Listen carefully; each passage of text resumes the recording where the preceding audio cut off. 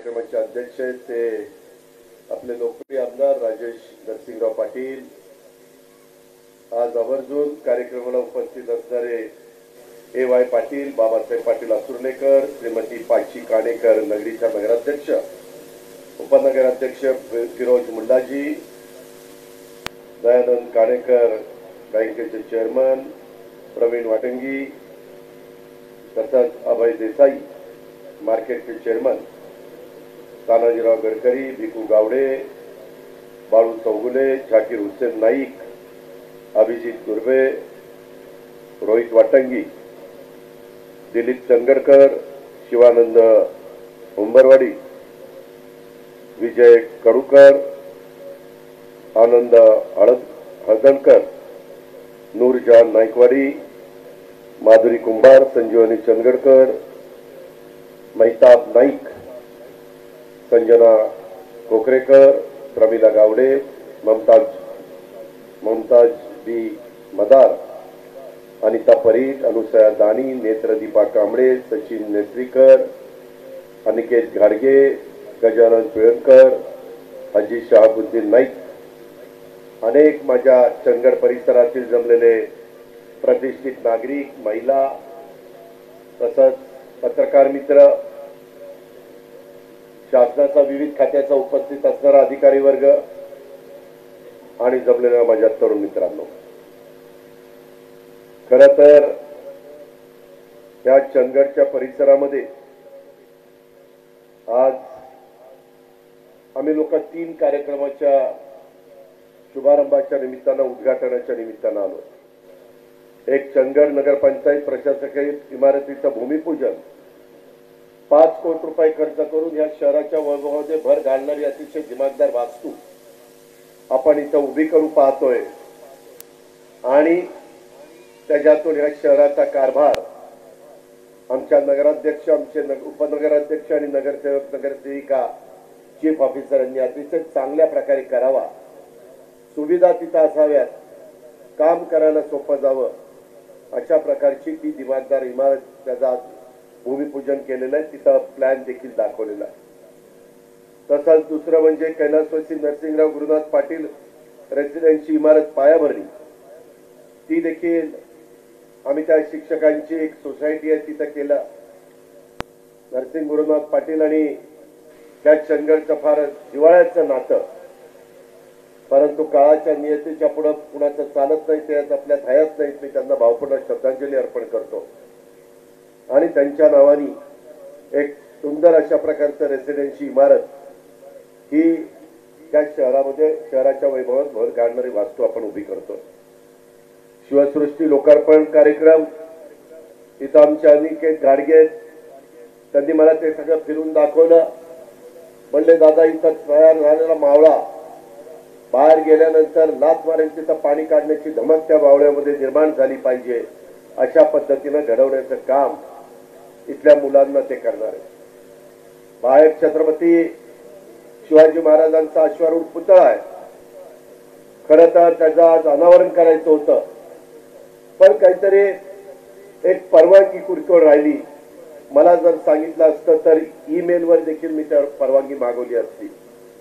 हरकत नाही, माझे राजेश पाटलांना, माझ्या ऑफिसचे इथं असणारे चोबे आणि हनुमंत पाटलांना सूचना आहे की मी आता मुंबईला जाणार आहे। उद्या आमचा राष्ट्रवादी युवक काँग्रेसचा मेळावा आहे आणि परवा मी मुंबईत आहे, त्यावेळेस मला आठवण करा।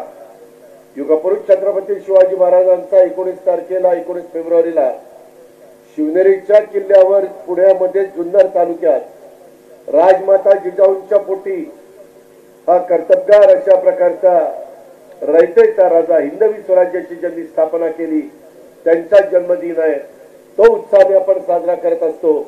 त्या दिवशी पंतप्रधान देखील आपल्या महाराष्ट्राच्या दौऱ्यावर येत आहेत आणि त्या महाराजांचा जिथं जन्म झाला तिथं नतमस्तक होण्याच्या करता महाराष्ट्रातल्या 13 कोटी जनतेच्या वतीनं राज्याचे मुख्यमंत्री, उपमुख्यमंत्री, तिथले लोकप्रतिनिधी आम्ही सगळे तिथं हजर असतो आणि त्या दिवशी त्याच्या आत तुम्हाला या अश्वारूढ पुतळ्याची जी काही परवानगी आहे ती परवानगी दिली जाईल आणि दिमागदार अश्वारूढ पुतळा एक माझ्या चंदगडकरांना प्रेरणा दिली. चंदगडकरांचा निश्चित एक त्यांच्या अंगावर शहारे येतील अशा प्रकारचा त्यांचा इतिहास ऐकल्यानंतर उभ्या महाराष्ट्रामध्ये ते घडतं. तुम्ही एक बघा, अनेक राजे रजवाडे होऊन गेले, अनेक म्हणजे आपल्या भारतात होऊन गेले, परदेशात होऊन गेले, सगळीकडे होऊन गेले, परंतु त्यांच्या नावानिशी त्यांचं राज्य ओळखलं जातं. हे निजाम शहांचं राज्य आहे, हे आदिलशहांचं राज्य आहे, हे पेशव्यांचं राज्य आहे. अशा पद्धतीनं अनेकांची उदाहरणं मी देऊ शकेन. पण छत्रपती शिवाजी महाराज भोसले होते. चंदगडकरांनो, महाराजांच्या राज्यांना भोसल्यांचं राज्य कधी म्हटलं नाही. हे रयतेचं राज्य, हे हिंदवीचं राज्य, असं आपल्या छत्रपती शिवाजी महाराजांचा युगपुरुषांचा इतिहास आहे. तो इतिहास पुढं वर्षानुवर्ष असाच तरुणांना तरुणींना समाजाला प्रेरणा देत राहील आणि त्याच्यातनं एक तुमच्या माझ्या महाराष्ट्रामध्ये जातीय सलोखा निर्माण करण्याचं काम, 18 पगड जातीला 12 बलुतेदारांना एकत्र आणण्याचं काम महाराजांनी केलं. राजमाता जिजाऊंनी तशा प्रकारचे संस्कार त्यांच्यावर केले. त्यांच्या पोटी जन्माला आलेले छत्रपती स्वराज्य रक्षक संभाजी महाराज यांनी देखील त्यांच्या कारकिर्दीमध्ये त्यांना तसं बघितलं तर काळ फार कमी मिळाला, परंतु अनेक लढाया त्यांनी त्या काळामध्ये जिंकल्या. अतिशय कर्तबगार राजा म्हणून संभाजी राजांची पण ओळख आहे. त्यांचं वडूप सोलापूर आमच्या शिरूर तालुक्यामध्ये, तिथं जवळपास 300 कोटी रुपये खर्च करून आपण त्यांचं समाधी आणि फार चांगल्या प्रकारचं स्मारक, जे स्मारक दर्शनाकरता समाज येईल तिथं नतमस्तक झाल्यानंतर महाराजांची एक त्या काळातली प्रेरणा त्यांच्या मनामध्ये जागृत होईल आणि त्याच्यातून एक चांगल्या पद्धतीनं तो स्वतःची वाटचाल करेल. अशा प्रकारचं काम महायुतीच्या काळामध्ये आपण त्या ठिकाणी करतोय. तिथलंही टेंडर झालंय, तिथंही आता भूमिपूजन आम्ही करणार आहोत. तिथंही काम दिलेलं आहे. तुम्ही कॉन्ट्रॅक्टरला सांगितलं काम सुरू कर, वेळ पडली तर पायाभरणी करू, परंतु आता छत्रपती संभाजी महाराजांच्या स्मारकाच्या करता वेळ दवडता कामा नये. तुम्हालाही पुढे झाल्यानंतर अवश्य पाहायला तुम्ही या, अशा प्रकारचा तुम्हाला विनंती पुणे जिल्ह्याचा पालकमंत्री या नात्याने मी या निमित्तानं करतो. आपल्या सर्वांच्या साक्षीनं आज माझ्या चंदगडच्या परिसरामध्ये अनेक विकास कामांची भूमिपूजन लोकार्पण झालं असं मी जाहीर करतो. मित्रांनो, मला सगळ्यांनी सांगितलं, येताना आम्ही हेलिकॉप्टर मधनं देखील बघत होतो.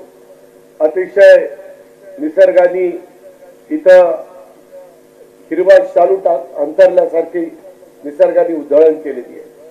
काही साईट राहिलेल्या आहेत ज्याचा उल्लेख मगाशी नरसिंह गुरुनाथ पाटलांनी आपल्या राजेश पाटलांनी केला.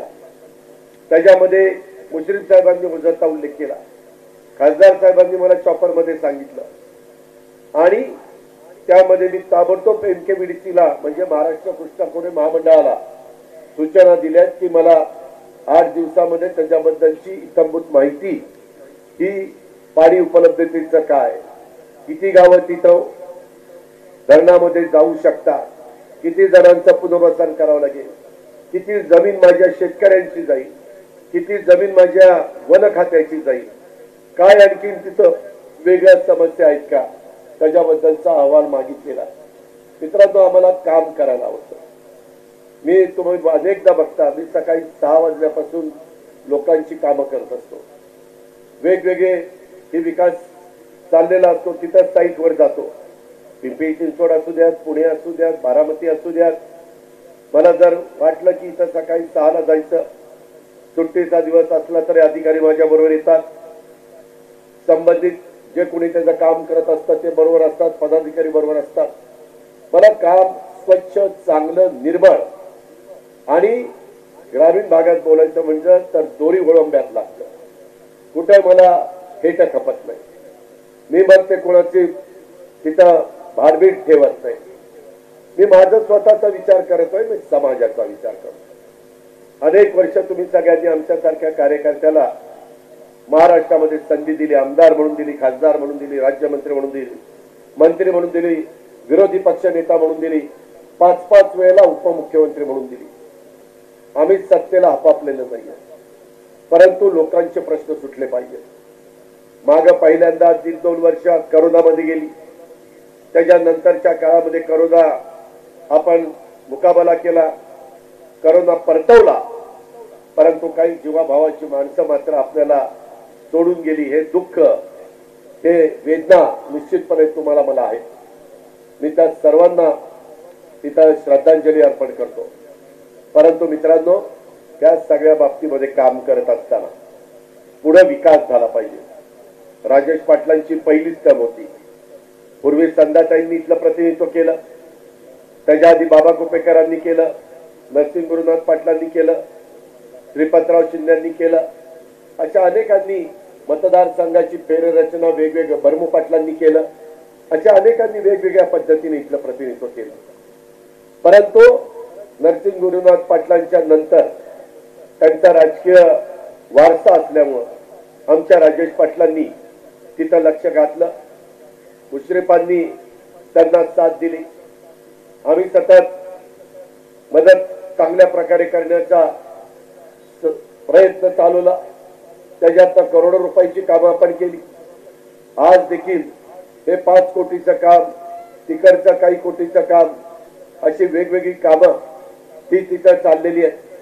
मला उदय टाकताना, नारळ फोडताना राजेश पाटलांनी सांगितलं, दादा हे आमच्या नगरीच्या नगर इमारत आहे, नगर पंचायतीची, आणि त्याच्या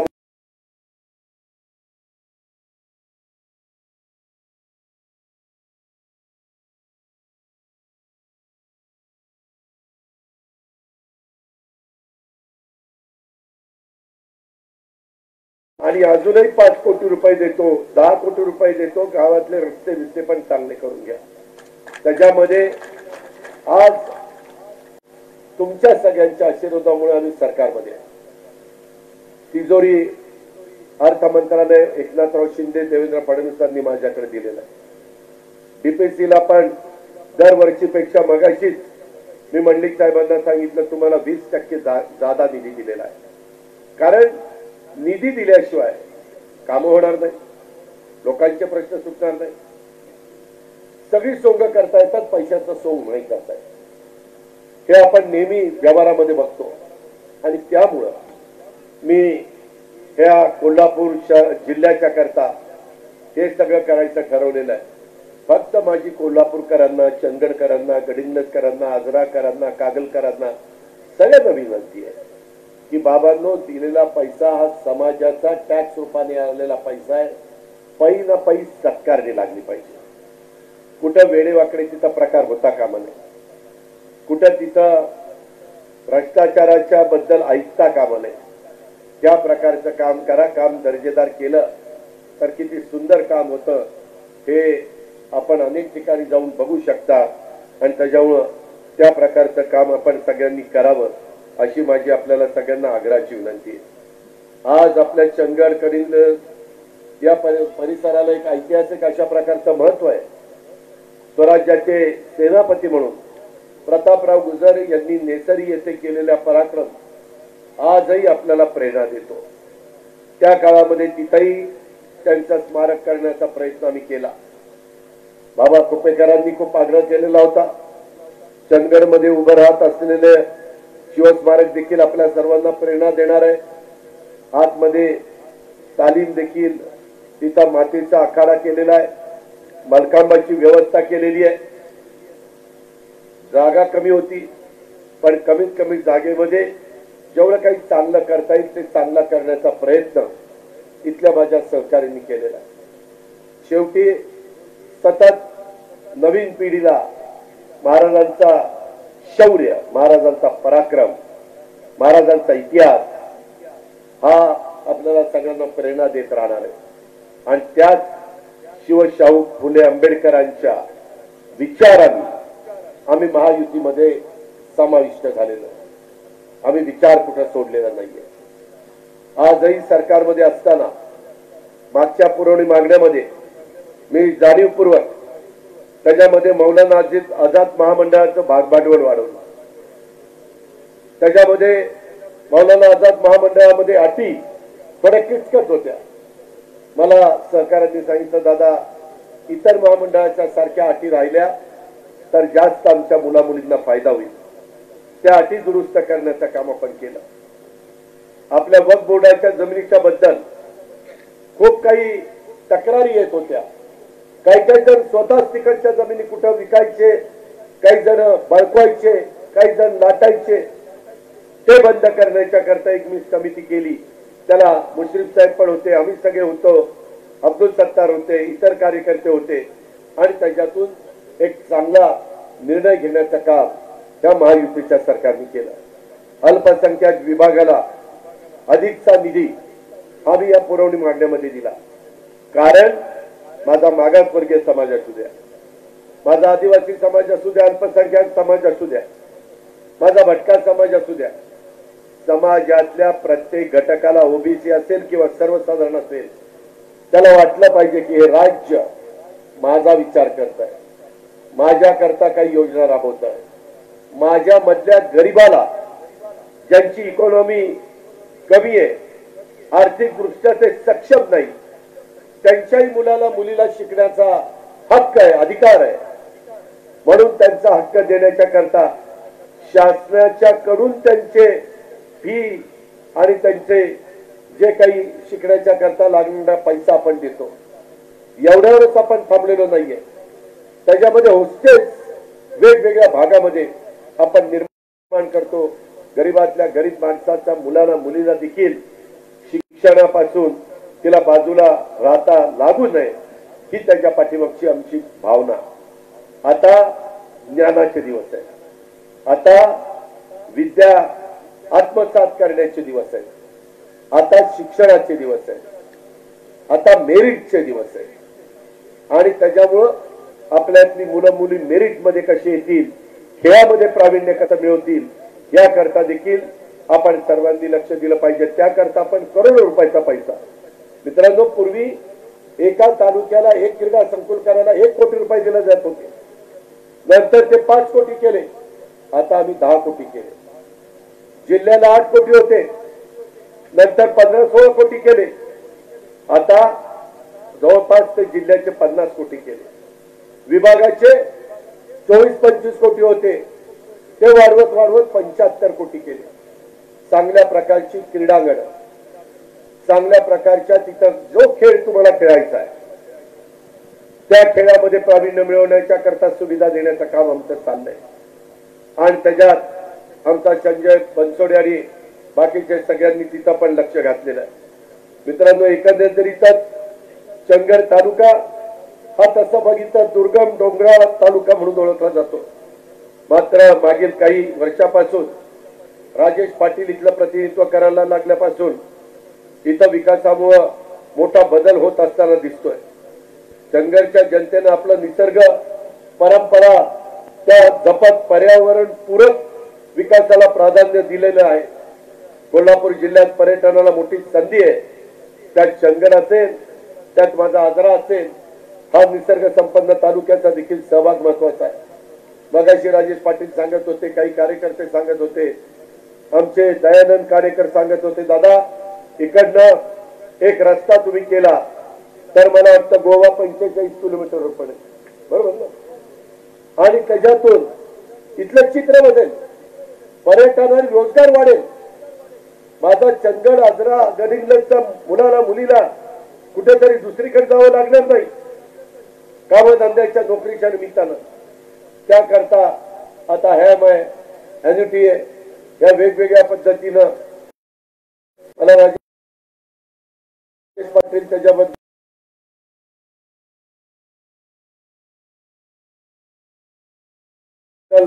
मी सोमवारी किंवा मंगळवारी मुंबईत आहे तेव्हा आठवण करा. मी त्याचा अंतर्भाव करतो आणि तुम्हाला त्याच्यामध्ये मदत करतो. शेवटी एक कडेचा तालुका, खर तर आजही प्रश्न सुटलेला नाही। सीमा भागातल्या माझ्या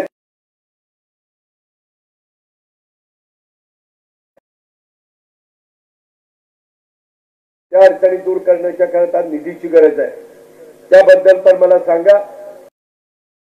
तिथं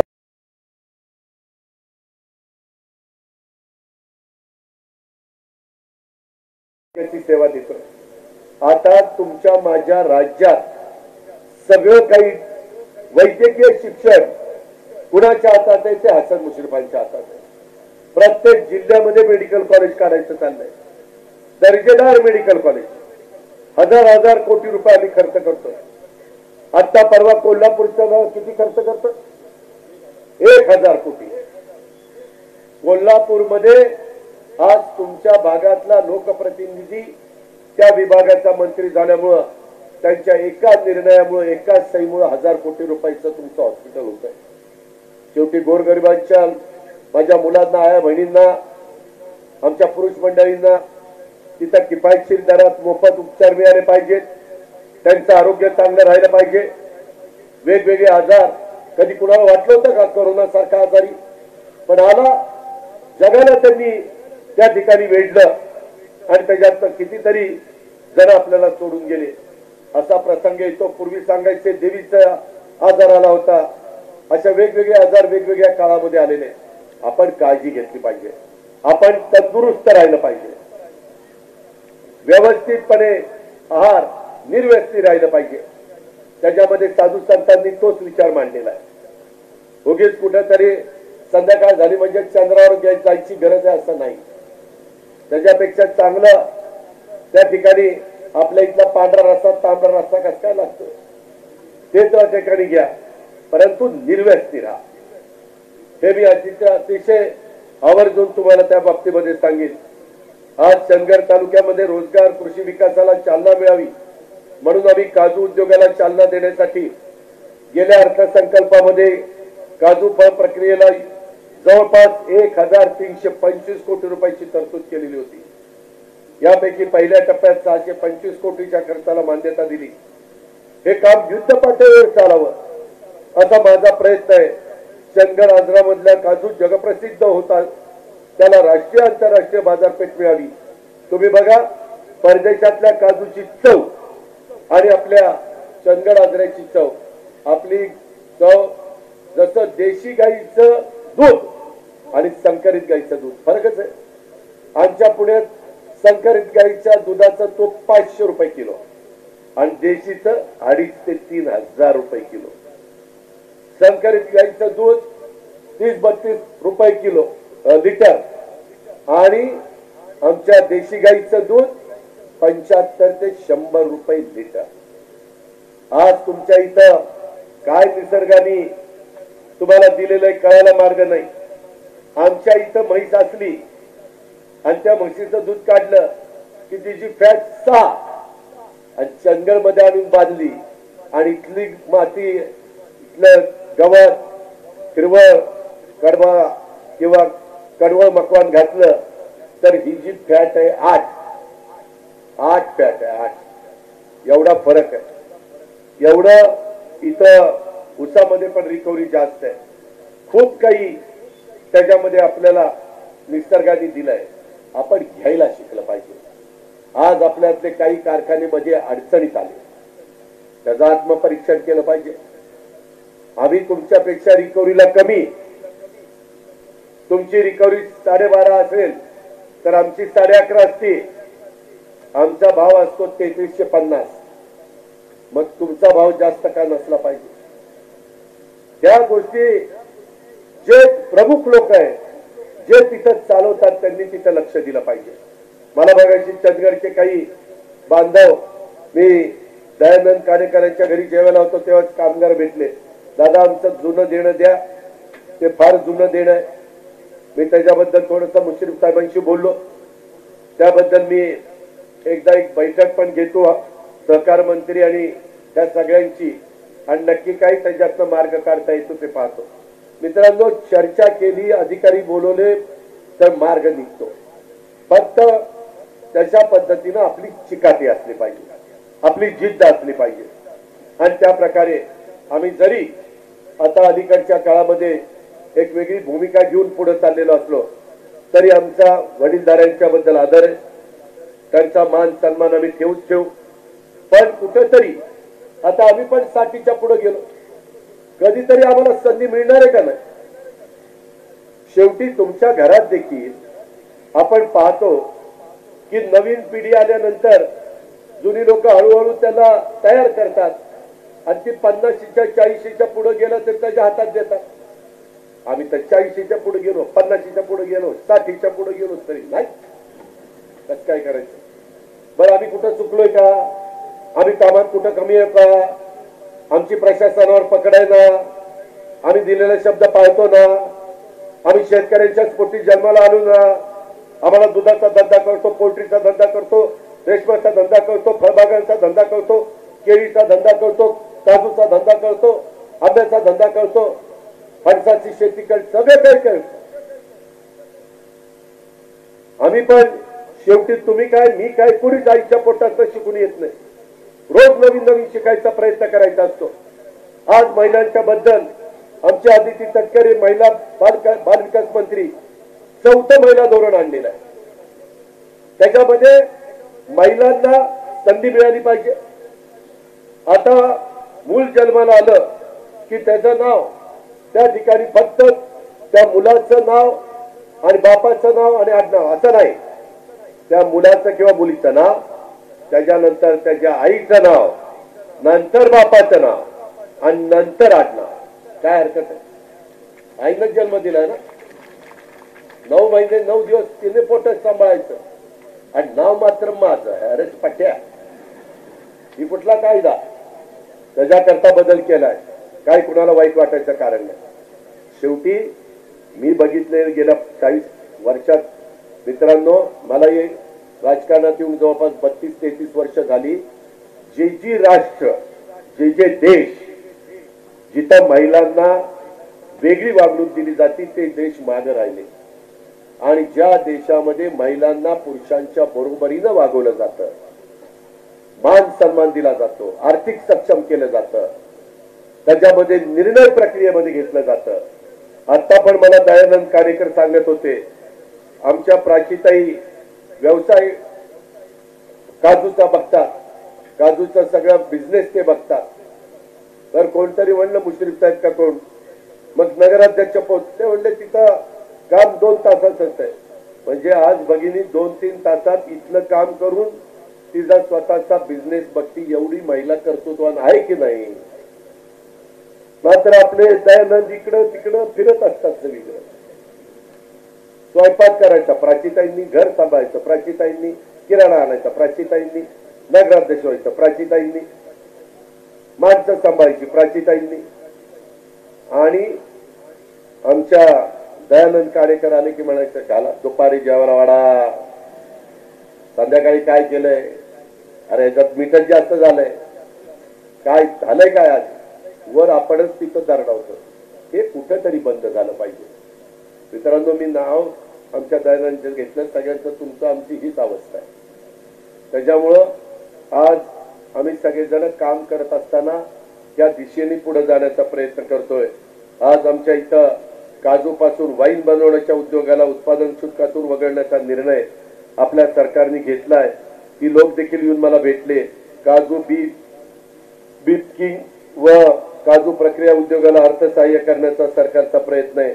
त्याच्यामध्ये त्यांनी काहीतरी सांगितलं की दादा 2.5% त्याच्यात सवलत मिळते, परत जीएसटीचा परतावा मिळतो. बरोबर ना दादाजी? ते 5% वाढवा, मी इथं पुढं 5% तुम्हाला परतावा देतो, काळजी करू नका. कारण तुम्ही अतिशय कष्टाने सगळ्या गोष्टी करणारी माणसं आहेत. शेवटी आपल्या माणसाला द्यायचं तर कुणाला द्यायचं, अशा पद्धतीनं आम्ही भरभरून तुम्हाला द्यायला तयार आहे. परंतु आम्ही साधू संत नाही. तुम्ही जसं यावेळेस राजेश पाटलांना निवडून दिलंय तशा पद्धतीनं उद्याच्या लोकसभेच्या निवडणुकीच्या निमित्तानं देखील महायुतीचे उमेदवार आम्ही देणार आहोत.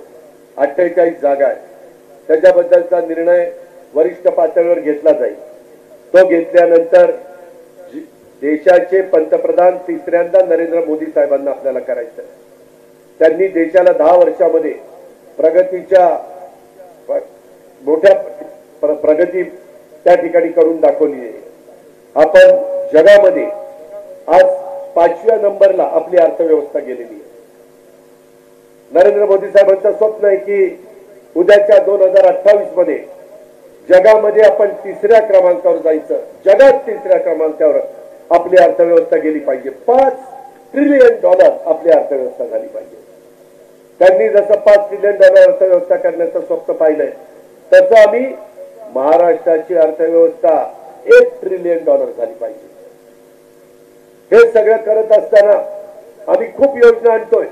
आता केंद्राची योजना, ज्याला पत नाही काही नाही त्याला 10,000 रुपये द्यायचे, त्याला 10,000 रुपये मध्ये छोटा व्यवसाय करायचा, त्याच्यात त्याचे पैसे फिटले की त्याला 20,000 रुपये देणार, बिनव्याजी ते त्यांनी फेडायचे, त्याला नंतर 50,000 रुपये देणार। अशा पद्धतीनं छोटे छोटे व्यवसाय करून पुढे येण्याचा प्रयत्न प्रत्येकाने केला पाहिजे। ते आपलं महायुतीचं भूमिका आहे। एनडीए सरकारचं त्या प्रकारे समाजाच्या पुढे विचार मांडलाय।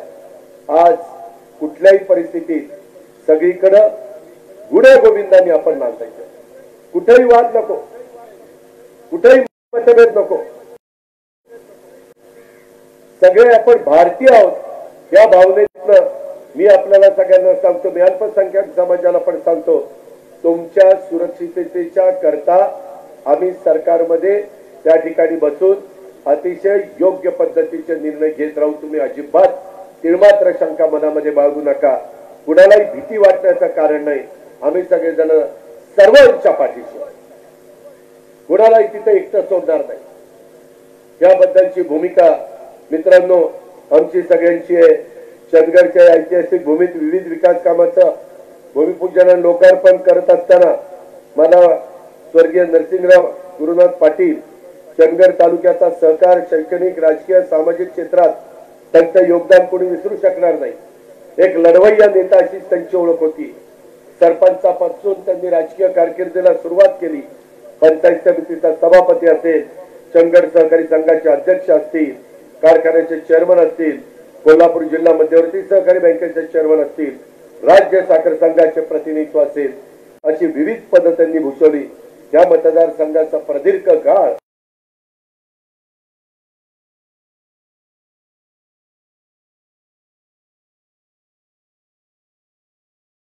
सक्षमपणे चालवतात या गोष्टीचा मला आनंद आहे। मला आठवत आहे एक तर निवडणूक नरसिंह गुरुनाथ पाटील 8 मतांनी जिंकले, सॉरी 11 मतांनी जिंकले। अशा पण निवडणुका झाल्या, त्याची पण आठवण आल्याशिवाय त्या ठिकाणी राहत नाही। चंदगडकरांनी आज तर मला काही कळलंच नाही, सकाळी आमचा सत्कार, आता आमचा सत्कार चंदगड नगर पंचायत आणि नागरिकांच्या वतीनं त्या ठिकाणी करण्याचं आयोजन आहे।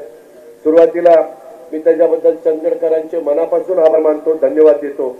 गेल्या वर्षी बरोबर 1 वर्षापूर्वी 8 जानेवारीला मी इकडे आलेलो होतो, त्यांनी मोठ्या आपुलकीने चंदगडकरांनी प्रेमाने माझा नागरिक सत्कार केला होता। त्यावेळेस त्याच्यानंतर त्यावेळेस मी राज्याचा विरोधी पक्ष नेता होतो, परंतु सत्कार केल्यानंतर आम्ही पुन्हा सत्तेमध्ये आलो आणि राज्याचा उपमुख्यमंत्री झालो। चंदगडकरांचा सत्कार मला पावतोय, त्याच्यामुळं असं म्हणायला हरकत नाहीये। आता तुम्ही माझा सत्कार केलेला आहे, माझ्या चंदगडकरांचं प्रेम आशीर्वाद आता माझ्या पदरात आणखीन काहीतरी चांगलंच टाकेल असा विश्वास मी बाळगतो। पुढच्या वेळेस कोणत्या भूमिकेत चंदगडकर माझा सत्कार करतील याची मला सुद्धा उत्सुकता आहे। यातला गमतीचा भाग सोडा, पहिले तुम्ही आमदार द्या, मग बाकीचं बघतो मी काय करायचं। ज्या जिल्ह्यात तुम्ही 2च आमदार दिले, एक कसा बसा अपक्ष दिला, 3च धनंजयनी मला वाटतं 4 आमदार दिले, मागच्या वेळेस त्याने 5 दिले होते, बरोबर ना? 5 नाही, मागच्या वेळेस 5 त्याच्यात 5-1 झालं होतं। अरे 4-5 ने काय होतं, काय बघून मागून मागतोय 4-5। मित्रांनो, चंदगडकरांचा प्रेम आणि माझ्यावरचा विश्वास बघून खरोखरीच आम्हाला भारावून येतं.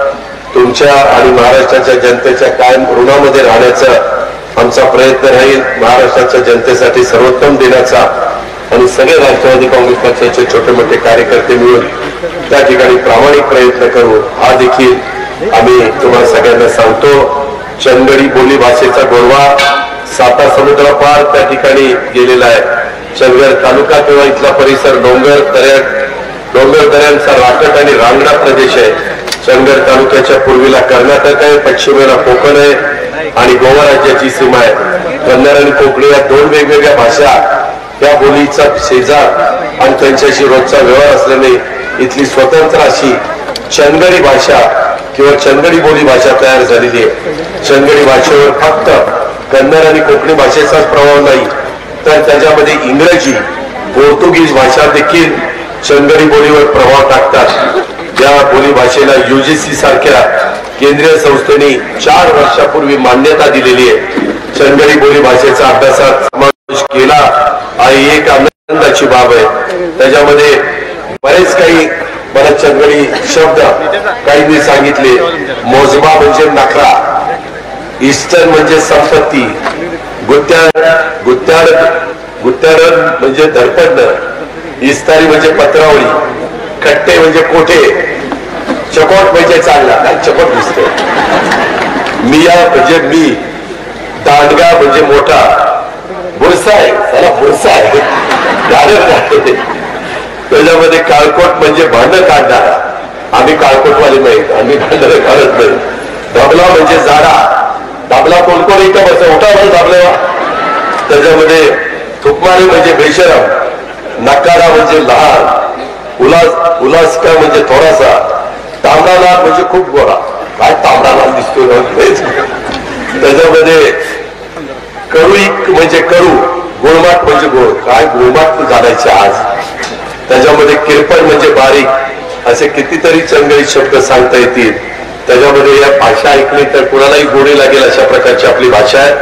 मित्रांनो, या चंदगड नगर पंचायतीच्या माध्यमातून प्राचीताई तुम्ही असाल, तुमचे सगळे सहकारी असतील, आमचे त्या ठिकाणी फिरोज मुल्ला असतील, सगळ्यांनी अतिशय चांगल्यातलं चांगलं काम करण्याचा प्रयत्न करा. आम्ही दिलेला पैसा तुम्ही सत्कारणी लावा, मी त्याच्यामध्ये पुढच्या वेळेस आणखीन देण्याचा प्रयत्न करेल, त्याबद्दल तुम्ही काही काळजी करू नका. भरभरून देण्याची आमची दानत आहे, तशा पद्धतीनं आमचं काम आहे, हे देखील मी तुम्हाला सगळ्यांना सांगतो.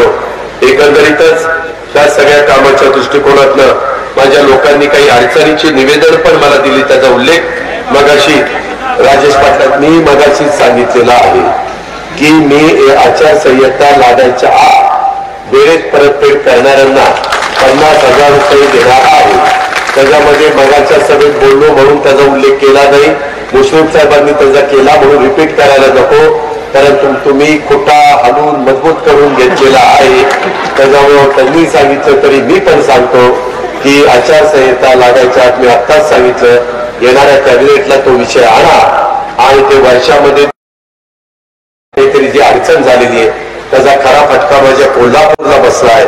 कोल्हापूरची जनता, मी 10 वर्ष ऊर्जा मंत्री होतो, वेळेत बिल भरणारी कोल्हापूरचा माझा शेतकरी आहे, वेळेत पाणीपट्टी भरणारा माझा कोल्हापूरचा शेतकरी आहे, वेळेत कर्ज भरणारा माझा कोल्हापूरचा शेतकरी आहे.